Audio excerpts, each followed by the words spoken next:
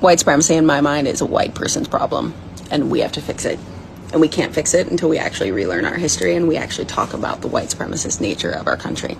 My name's Amy. I'm relearning U.S. history, and part of the reason why I was triggered down this path was because of something that James Baldwin wrote in a letter to his nephew in the book, The Fire Next Time. I'm going to paraphrase because my book's packed up, but you can buy a copy and support independent bookstores at my profile. But he wrote, white Americans are trapped by a history they don't understand.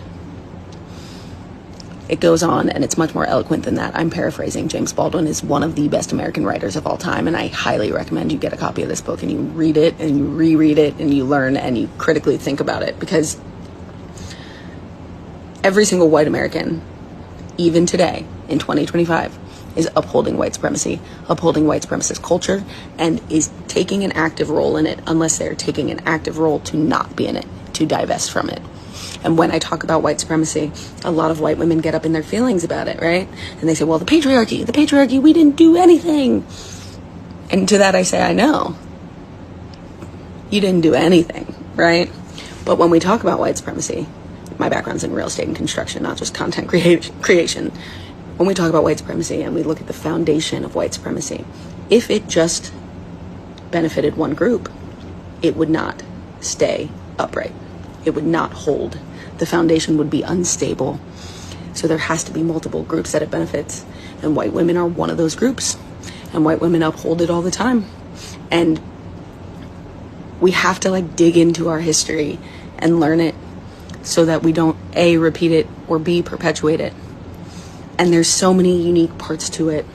The American exceptionalism piece, which makes us very comfortable to point the finger at South Africa and say, oh, that's apartheid. You know what they say about pointing fingers, right? Got one finger pointed at you and 3 pointed back at me, right? We have to learn the sins of our forefathers, and we also need to understand that when we divest from this white supremacist culture, life for everybody gets better. Everyone, every single person, right?